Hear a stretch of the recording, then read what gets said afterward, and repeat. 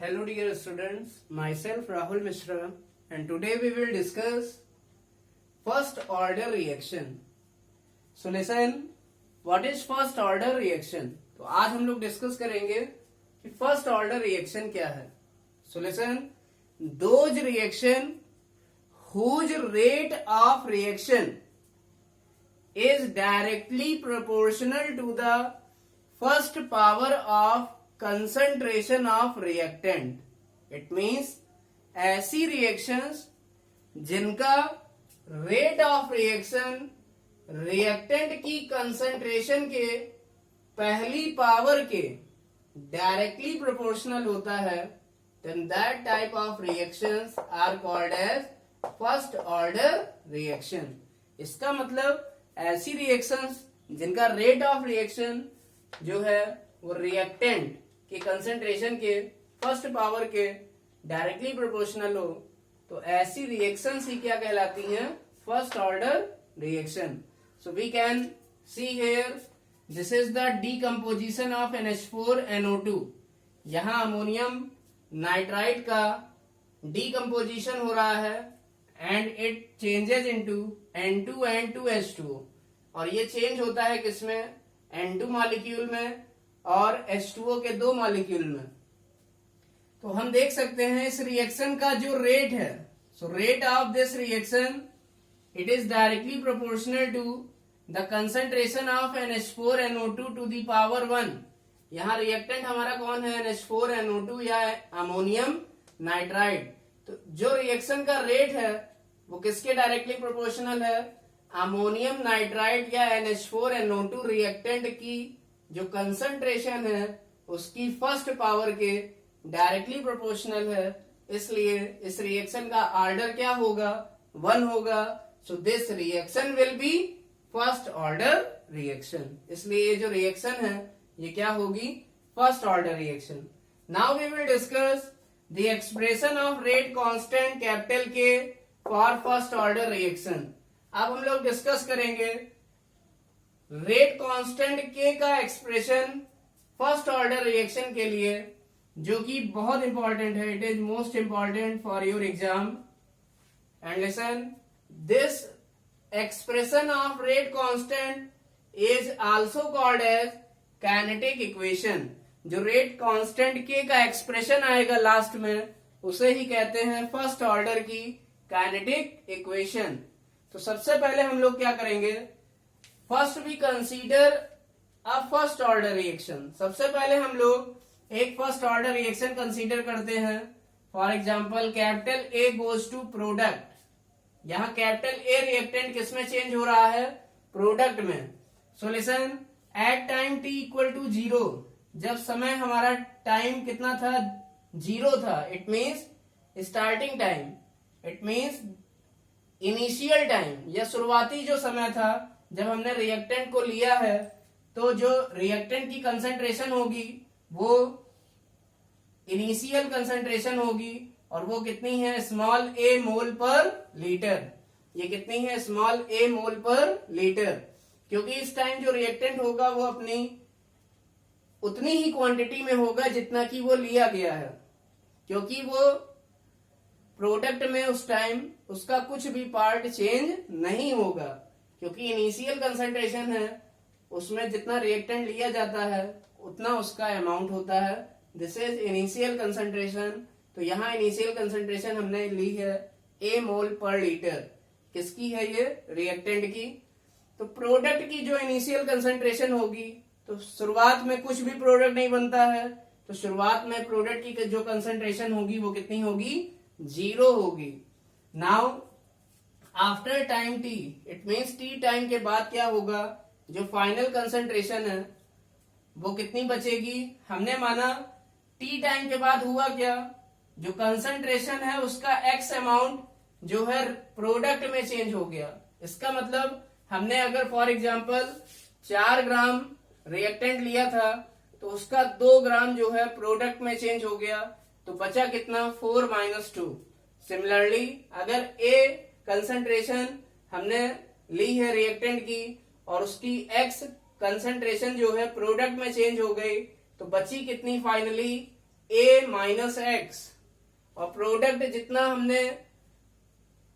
जितना हमारा रिएक्टेंट कम हुआ होगा उतना ही रिएक्टेंट किसमें चेंज हो जाएगा, प्रोडक्ट में। इट मीन्स अगर एक्स हमारा रिएक्टेंट का अमाउंट कम हुआ है तो वो एक्स अमाउंट किसमें चेंज हो जाएगा, प्रोडक्ट में चेंज हो जाएगा। तो प्रोडक्ट की जो फाइनल कंसंट्रेशन होगी टी टाइम के बाद वो कितनी होगी, small x. Now we all know that from rate expression, हम लोग रेट एक्सप्रेशन से जानते हैं, rate of reaction small R it is directly proportional to concentration of reactant capital A. This is the sign of concentration, this is the concentration of reactant capital A. So rate of reaction small r it is directly proportional to concentration of reactant A to the power 1 because this is first order reaction. So its power will be 1. Now if we remove this proportionality sign then there will be a constant. So rate small r it is equal to K into concentration of reactant A. So small r will be equal to K. What is K? It is rate constant. And what is concentration of A? This is concentration of A after time t. It means t time के बाद जो reactant की concentration है वो क्या है, this is active mass of A और concentration of A and it is what, it is A minus x. ये कितनी है, A माइनस एक्स है, क्योंकि टी टाइम के बाद जो ए रिएक्टेंट की कंसंट्रेशन है वो कितनी है, a minus x. We all know that rate of reaction small r equal to change in concentration upon change in time. हमें पता है जो rate of reaction small r होता है वो dx अपॉन dt के बराबर होता है, जहां dx क्या है, चेंज इन कंसंट्रेशन, और dt क्या है, change in time.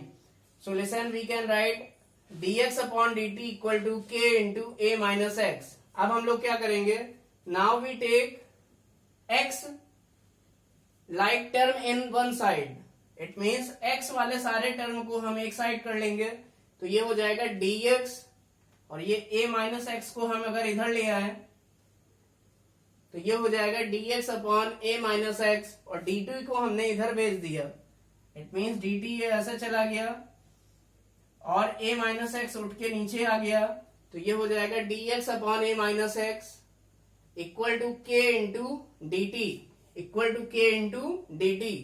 Now we will integrate it. अब हम इस इक्वेशन को क्या करेंगे, इंटीग्रेट कर देंगे।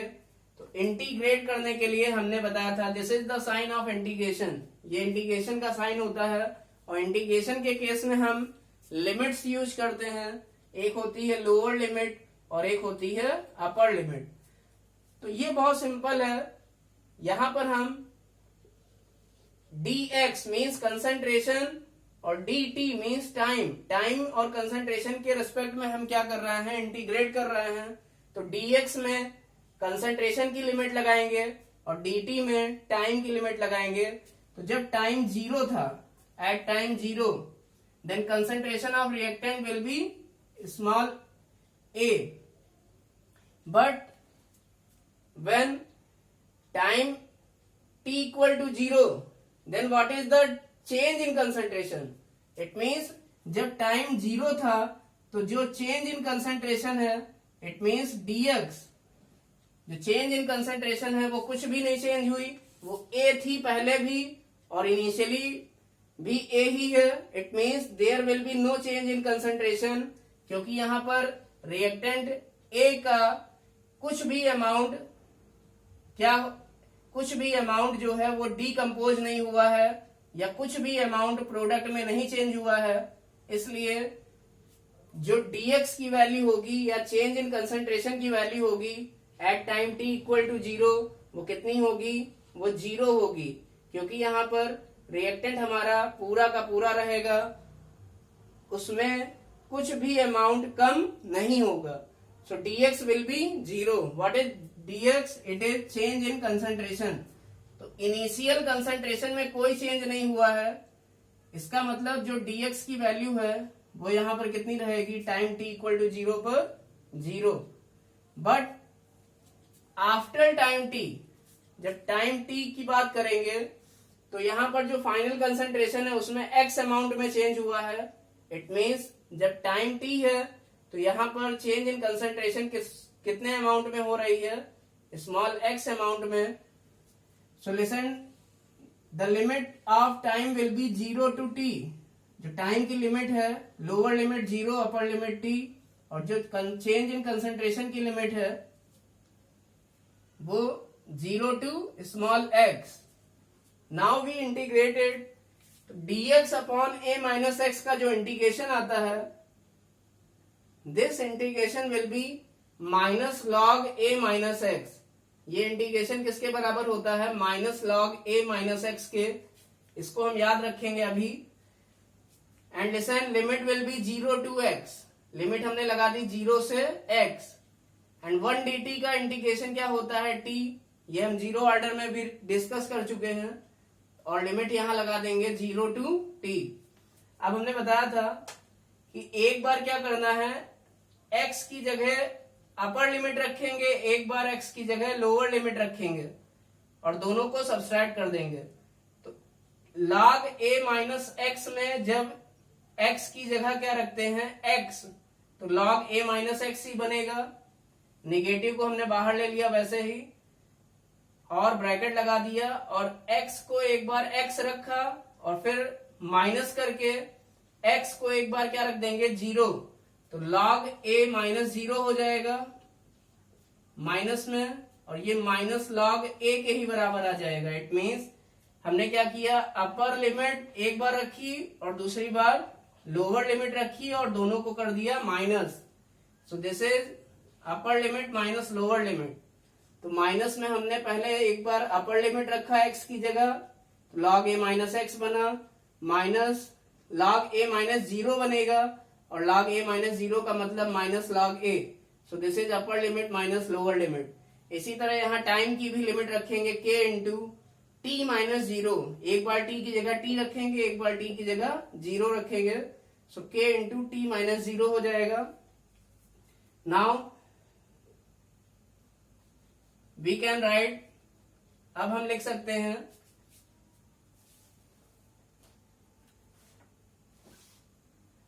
नाउ वी कैन राइट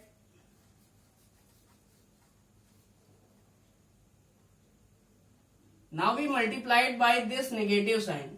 अब हम इस नेगेटिव साइन से क्या कर देंगे, इसे मल्टीप्लाई कर देंगे, तो ये हो जाएगा माइनस माइनस प्लस। इसका मतलब ये log a वाला टर्म पॉजिटिव हो जाएगा, माइनस माइनस प्लस, और log a माइनस एक्स वाला टर्म क्या होगा, ये नेगेटिव हो जाएगा। It will be some this type, ये कुछ इस तरह का होगा। Now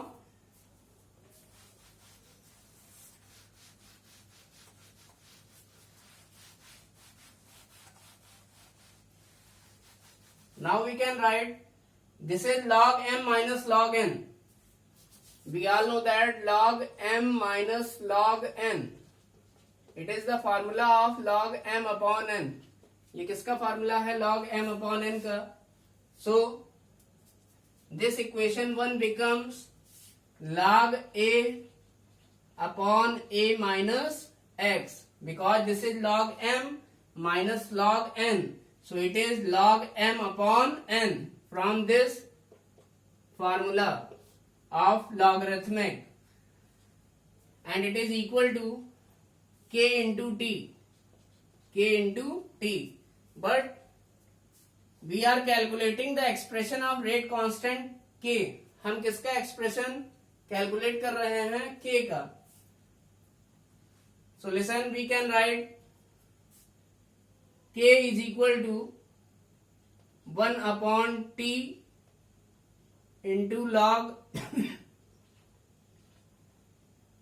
a upon a minus x. So listen, log का बेस होता है e, और log e बेस को log 10 बेस में चेंज करने के लिए हम लोग मल्टीप्लाई करते हैं 2.303 से। Now converting log e, log base e to log base 10। log base e को चेंज करेंगे log base 10 में, then we multiplied तब हम मल्टीप्लाई करते हैं किससे, बाई 2.303। इट मीन्स तब हम लोग मल्टीप्लाई करते हैं 2.303 से। इस इक्वेशन में राइट साइड में किससे मल्टीप्लाई करना पड़ेगा, 2.303 से। And listen, your equation will become, और लॉग का जो बेस होगा वो ई से हट के किस में चेंज हो जाएगा, 10 में। So this is the final expression of rate constant के, and this equation is very important for the numerical problem. It is most important for numerical.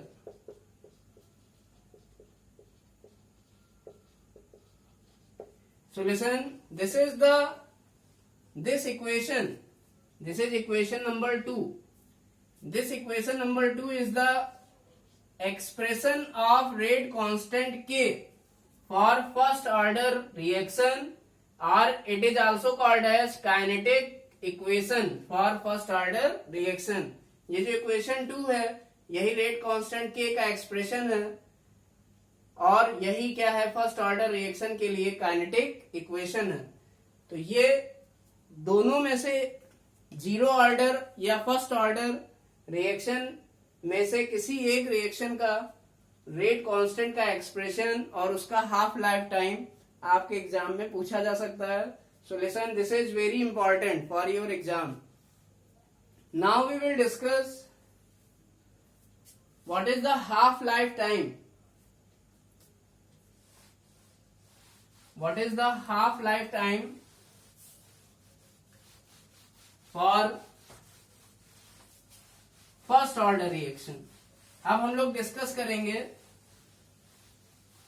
First order reaction का half life time.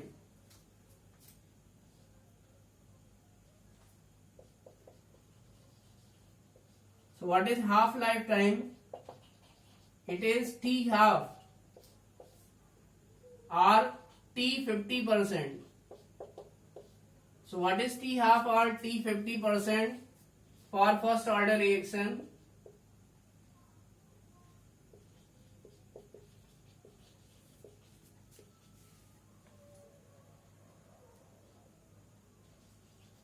So what is T half or T 50% for first order reaction? तो first order reaction के लिए T half या T 50% की value आपको calculate करनी है। तो क्या एक्सप्रेशन आएगा हाफ लाइफ टाइम का, ये हमें निकालना है। So we all know that what is half life time. It is the time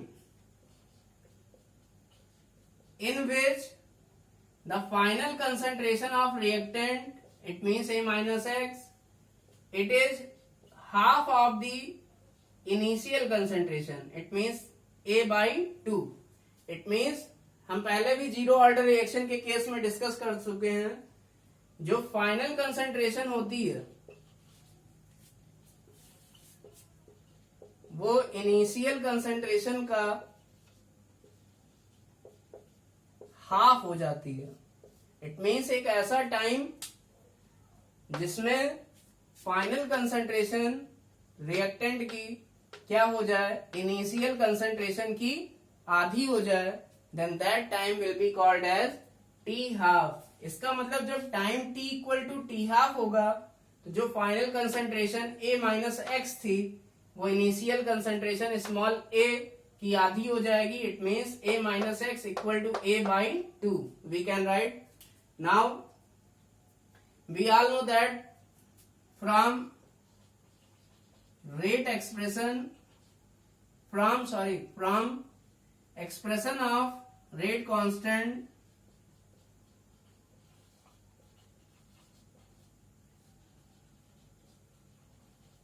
for first order reaction,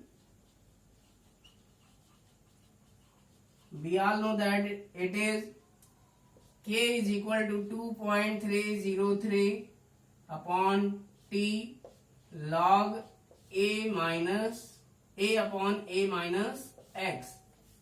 हमें पता है जो फर्स्ट ऑर्डर रिएक्शन के लिए K की वैल्यू होती है वो क्या होती है, 2.303 upon T log base 10 a upon a minus x. But we are calculating time, half life time. इसका मतलब हम लोग क्या कैलकुलेट कर रहे हैं, टाइम को कैलकुलेट कर रहे हैं, क्योंकि हाफ लाइफ टाइम भी एक तरह का क्या है, टाइम है. इट मीन्स हम यहां से इस एक्सप्रेशन से किसकी वैल्यू निकालेंगे, टाइम की value. So t will be equal to 2.303 upon k log base 10 a upon a minus x. ये कुछ इस तरह हो जाएगा. And listen, now we can write at t equal to T half. अब हम t की जगह रख देंगे t half.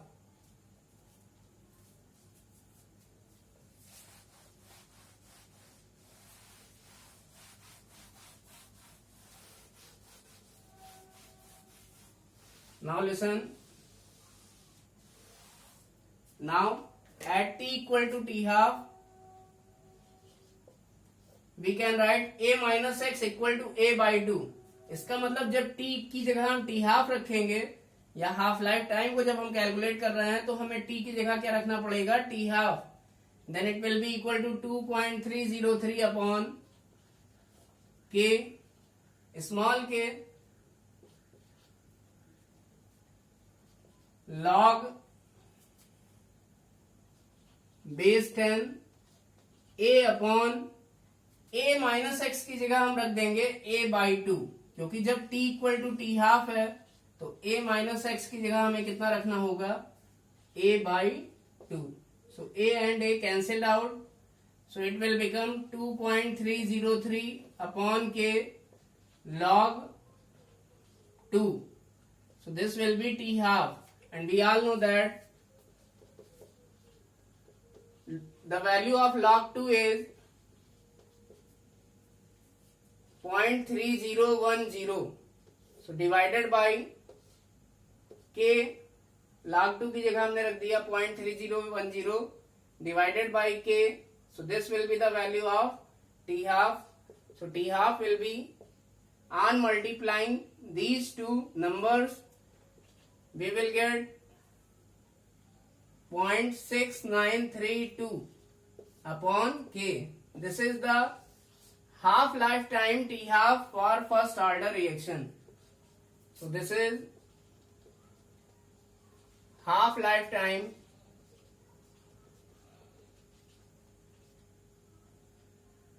for first order reaction.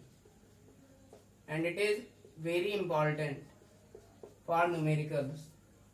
ये numericals के लिए